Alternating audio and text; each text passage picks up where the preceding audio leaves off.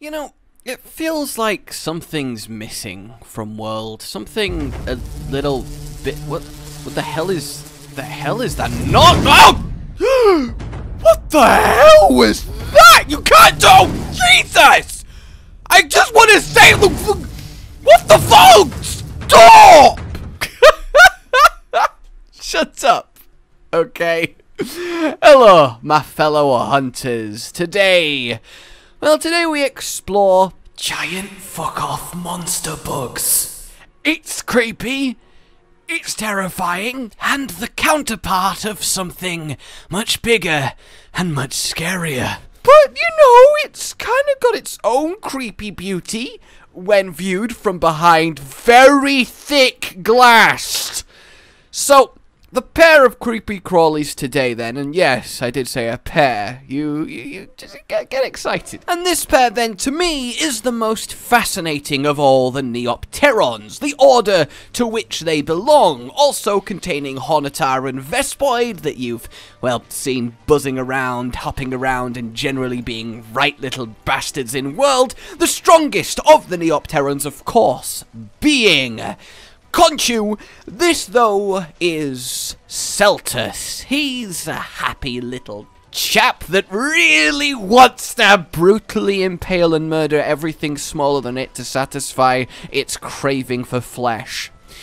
So what I love about him is that he is in the line of weak early game introductory, get you used to the game, wet your weapon monsters. He's a great Jagras, well, a little bit more advanced, but not crazily far, because normally, right, you're expecting to see a Kulu Yaku type Raptory, you know, something small on the ground, not too threatening, and then all of a sudden, we got this blitz bug of impalement hurtling at you at hilarious speeds, trying to spear you on its 4-foot horn. I was like, yes, but also no.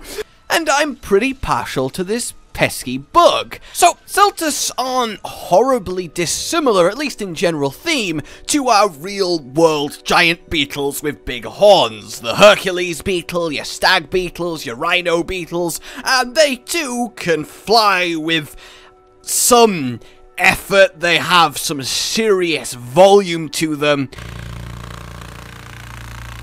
And really, something that large flying at you is going to be kind of intimidating. But they're not the best flyers. It's like they take off, immediately realize, wait, I have no idea what I'm doing, lose control and start panicking. I love it. Alright, just need to take off here. Oh! Okay. Oh, we're back on the ground. Oh, I never want to do that again. Move! And they're honestly some of my favourite insects. They're ones that I would happily handle. I think they're charming creatures. So, to get back to the bug of the hour, there's really not a lot of complexity going on here. He's a huge flying beetle-y type fellow. He can go really quite quick. He's got 2 scythe-falling claws that can cut a hunter in half like a hot knife through butter. He can rear up and shoot acidic globs of just out of his abdomen stinger, and of course his kingly adornment crest that doubles up as both a protective canopy and an offensive spear. It can penetrate rock, though you can cut it off and make a very, very sad Seltas. So, yeah, they buzz around, you kill them, and all is good with the world. So, hats off to you, my Sel... Ah! Oh god! Jesus, what the fuck? Meet, ladies and gentlemen, your queen.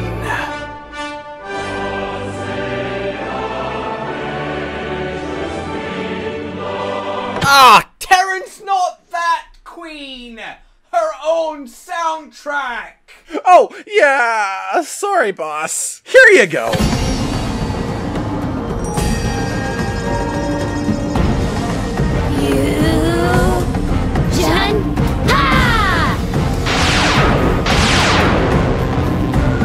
Oh yeah, this is happening. So before we address whatever that shenaniganry was, let's look at Her Majesty herself. You see, Seltas is a species with extreme sexual dimorphism. The males, the flying attack bugs, the females, huge armoured tanks, rolling over all with their immense weight and thickness, crushing hunters to bloody pulp under her spiked plating.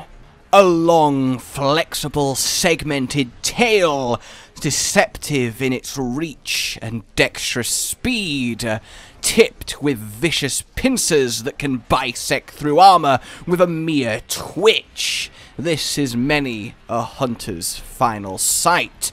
Powerful, grasping forelimbs, able to cleave into rock and enable her to dig through mountain homes and forest floors alike.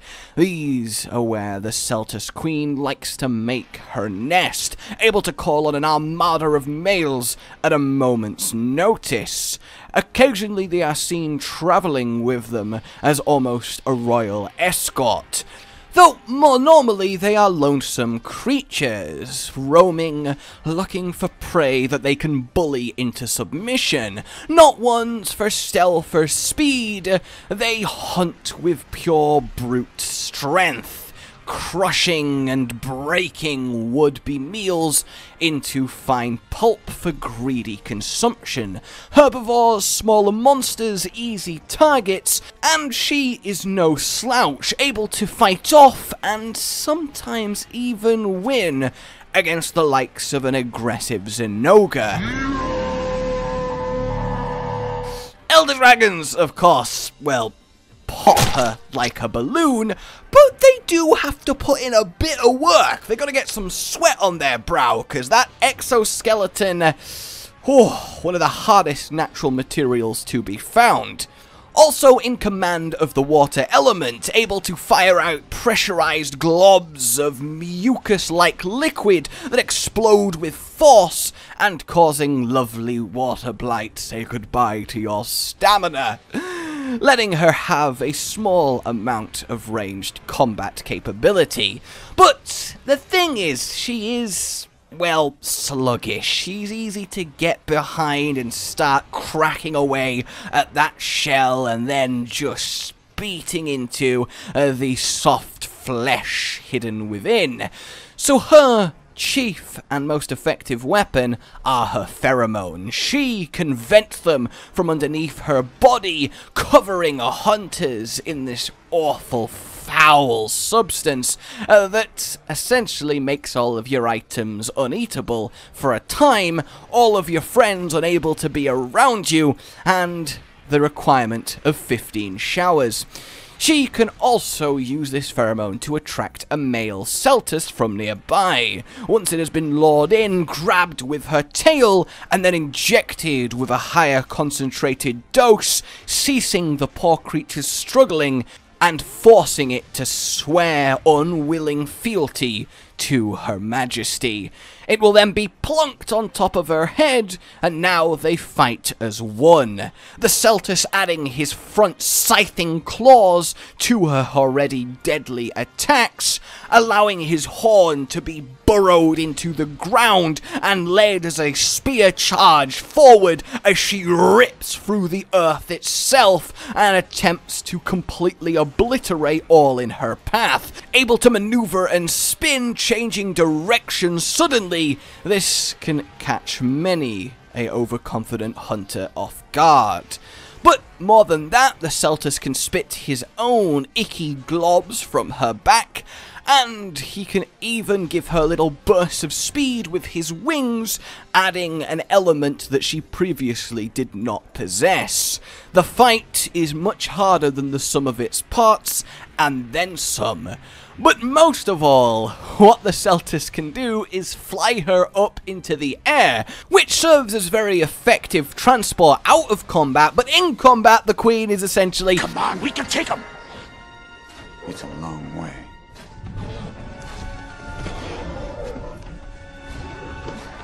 Push me. and he plonks her back down with shattering force, resulting in her most powerful single hit. They are a fun little duo to fight, and then some. Their symbiosis is strong, and a lot of the time the queen will use the males as sentries while she sleeps during the night. But this relationship, as you might imagine from how it begins, isn't the most balanced. She's a bit of a bitch, honestly. When she is truly exhausted, truly injured, truly threatened with death's dark doors, well...